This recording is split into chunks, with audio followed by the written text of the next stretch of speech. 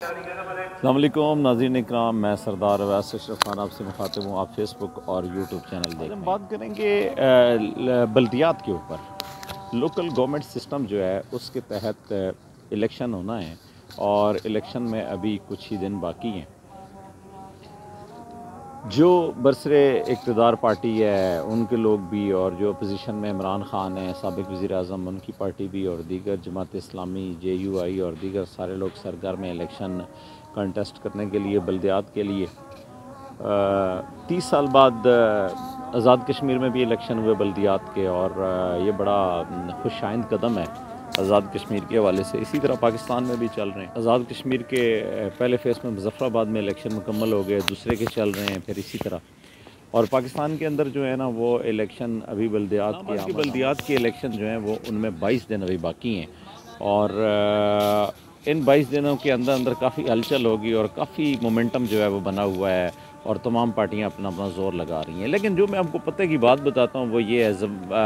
چل رہا ہے میڈیا کے اوپر بھی، کافی سوشل میڈیا کے اوپر بھی ٹرائل کیا جا رہا ہے کہ جو لوگ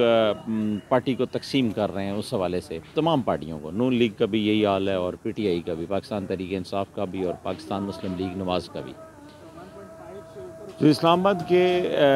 تمام بلدیات کی جو سراؤنڈنگ ہے، اگر اس کا ہم بغور جائزہ لیں تو ہمیں پتہ چلے گا کہ پاکستان تحریک انصاف اور پاکستان مسلم لیگ نواز جو ہیں وہ 2 دھڑوں میں تقسیم ہو چکی ہے۔ چونکہ جو 2 دھڑے ہیں، اگر آپ چلے جائیں، سب سے پہلے ہم بات کریں گے UC 9, 10, 11, 12, 13, 14, 15 اور یہ آگے تک آپ چلے جائیں، یعنی کہ یہ اسلام آباد کیپٹل ٹیریٹری کا ایریا ہے، اور یہ ہے بنی گالہ، بارہکو، پنڈ بگوال، چرا اور دیگر علاقے۔ تو اسی طرح اگر ہم تمام UCs کا اگر جائزہ لیں تو اس میں مقابلہ جو ہے وہ کسی جگہ پہ PTI کا PTI کے ساتھ ہے، کسی جگہ پہ PTI کا آزاد امیدواروں کے ساتھ ہے، کسی جگہ پہ مسلم لیگ نون کا مسلم لیگ نون کے ساتھ ہے، اور کسی جگہ پہ آزاد امیدواروں کا آپس میں مقابلہ ہے۔ لیکن اگر ہم اس کا تقابلی جائزہ لیں تو اس سے ہمیں پتہ یہ چلے گا کہ ٹکٹوں کی جو تقسیم ہے وہ غیر منصفانہ ہوئی ہے۔ ٹکٹوں کی غیر منصفانہ تقسیم کے حوالے سے خبریں بھی چل رہی ہیں، پریس کانفرنسز بھی ہوئی ہیں، اسلام آباد پریس کلب کے اندر باتیں ہوئی ہیں، وہاں پہ پریس کانفرنس کا بھی ارینج کیا گیا ہے،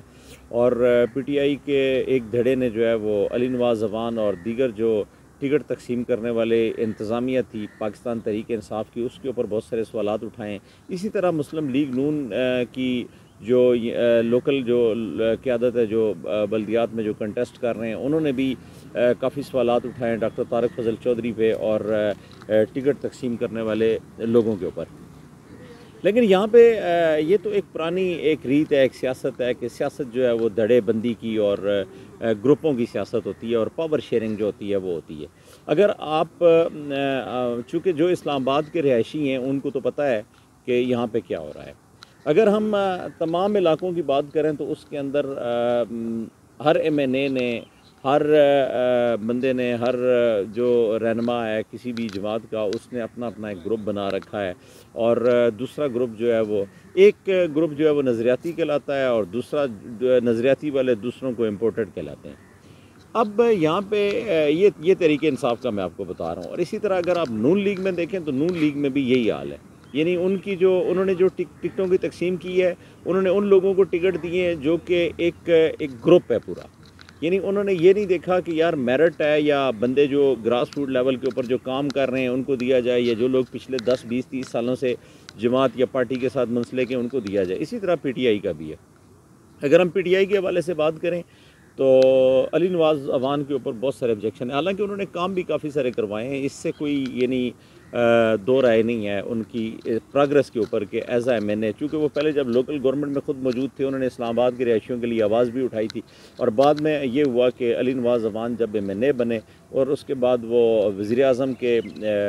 مشیر بھی تھے برائے CDO امور، تو انہوں نے اسلام آباد کے اندر کافی سارے کام کروائے، ڈیولپمنٹس کے کام کروائے، اور دیگر جو اسلام آباد کے حقوق کے حوالے سے جو بات ہو رہی تھی، اسد عمر، راجہ خرم نواز اور علی نواز اعوان نے تینوں نے مل کے اسلام آباد کے حقوق کی بات کی، اور کوٹا اسلام آباد کا جو کوٹا بحالی ہے اس کے اندر بھی ان کا ایک کردار ہے، اور اسی طرح اسلام آباد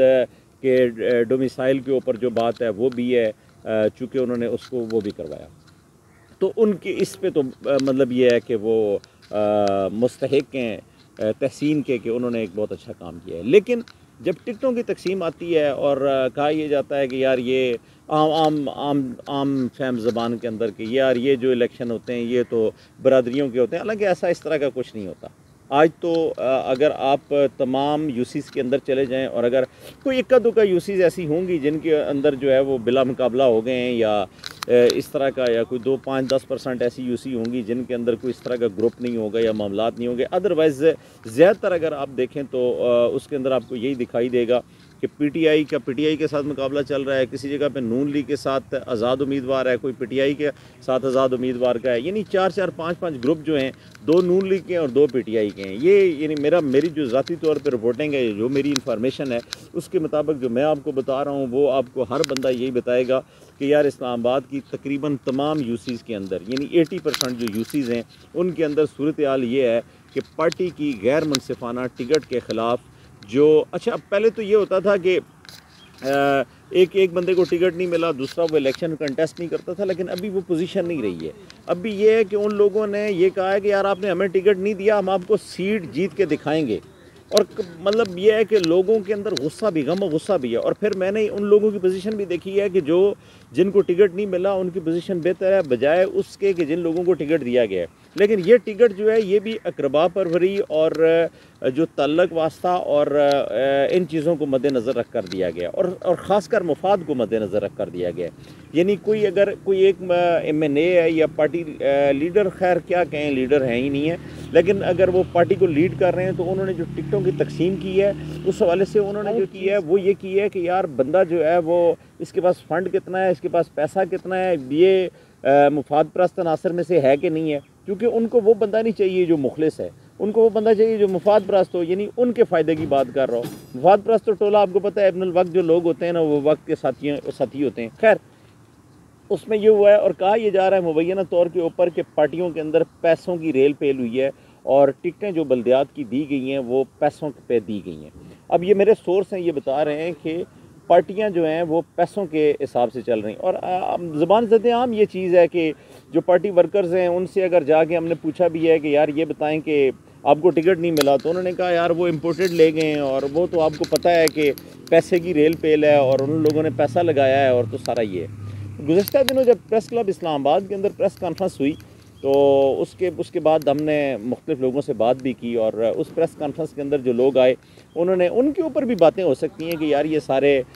مطلب ساری نہیں ہے کہ وہ کلی طور پہ وہ ساری باتیں صحیح کہہ رہے ہوں، لیکن جو ان کی جو مین بات ہے، جو مین میتھڈ ہے، اس کے اوپر اگر ہم بات کریں تو ان کا جو یہ کہنا تھا کہ یار انہوں نے پارٹی کے حوالے سے پارٹی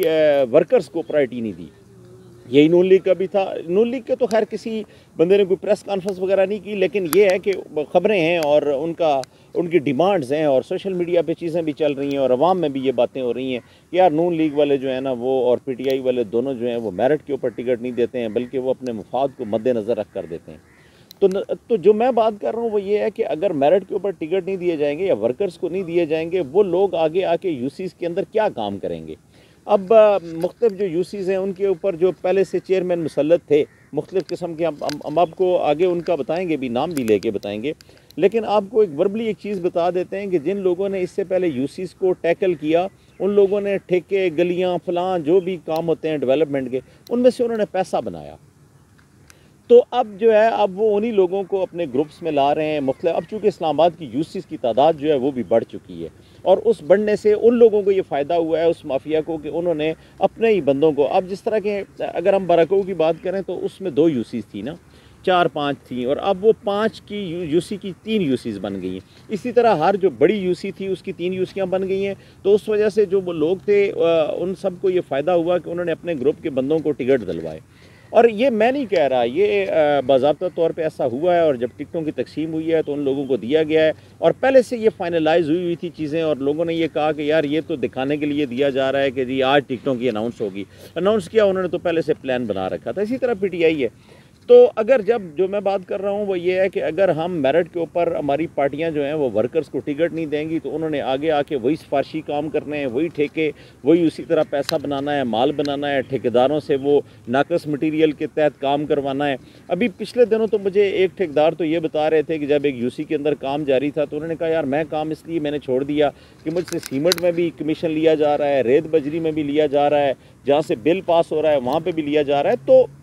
یہ ایک المیہ ہے، لیکن جو ہمارا نیب تو ہے وہ ختم ہو چکا ہے، اس نے کیا ایکشن لینا ہے؟ بہرحال ایف آئی اے دیکھے یا دیگر کوئی بھی ایسا ادارہ دیکھے جو کہ یہ کہے کہ یار یہ کیا چکر ہے جو یو سیوں کے اندر لوگ چیئرمینی کے لیے اور کونسلوں کے لیے، لیبر کے لیے، اور یہ بڑی دوڑ مار کر رہے ہیں، کیا وجہ کیا ہے؟ لوگ سارے ہر طرف متحرک ہیں کہ یار چیئرمینی حاصل کی جائے۔ تو اس کا جو بیسکلی جو ٹارگٹ ہے، جو مافیا جو راج کر رہا ہے وہ یہ کر رہا ہے کہ یار یہ چیئرمین بن کے یہ سارا کچھ کرا کے اس کے بعد ٹھیکے لیے جائیں، اور عوام کی خدمت کا یہ چکر نہیں ہے بس۔ اور پھر یہ پاور شیئرنگ جو گروپ بنے ہوئے ہیں یہ بھی ایک ابن الوقت لوگوں کے سارے گروپ ہیں، اور اگر پارٹیاں اسی طرح ٹکٹوں کی تقسیم کریں گی تو میرے خیال کے مطابق گراؤنڈ ریالٹی کے اوپر اگر ہم دیکھیں گے تو کوئی بھی کام کرنے والا بندہ ہمیں نہیں ملے گا، اور پھر ہم روتے یہ ہیں اور ہم کہتے بھی یہی ہیں کہ یار یہ پاکستان ہے، اس میں سب چلتا ہے۔ تو پاکستان میں تو سب چلتا ہے، اور اگر ہم گراؤنڈ ریالٹی کی بات کریں تو اس میں ہمیں یہی دکھائی دیتا ہے کہ آج تک ورکر بہت کم آئے ہیں اور سفارشی اور امپورٹڈ جو ہیں وہ زیادہ آئے ہیں۔ اپنا خیال رکھیے گا، اگلے ویلاگ تک پھر اجازت دیجیے، پھر ملتے ہیں، اللہ حافظ۔